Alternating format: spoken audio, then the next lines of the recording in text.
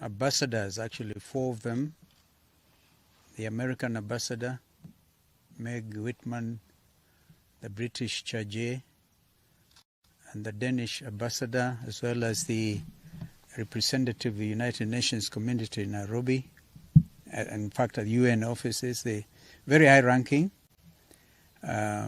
came over to my residence, and we agreed we will not at this stage address the media. Of course, they're all very concerned, not just them as ambassadors, but the international community.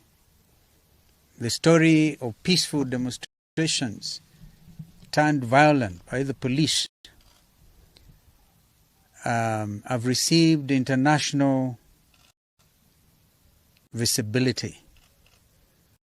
On CNN, I personally watched some of these presentations on BBC, on Al Jazeera. We hope, by the way, to be able to meet with the some of these international correspondents in the next few days. And so everybody is concerned.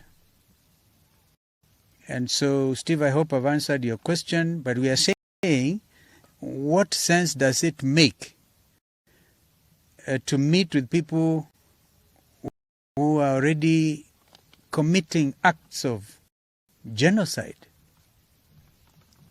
I was foreign minister in 1994 when genocide happened in our sisterly state of Rwanda. We pray to God that this does not happen to our country. So it behoves all of us to take note of what is going on here. We also thank the African Union, the AU Commission on Human and People's Rights for their statement. How do you tear gas 53 children and make them develop highly cases of asthma and other complications?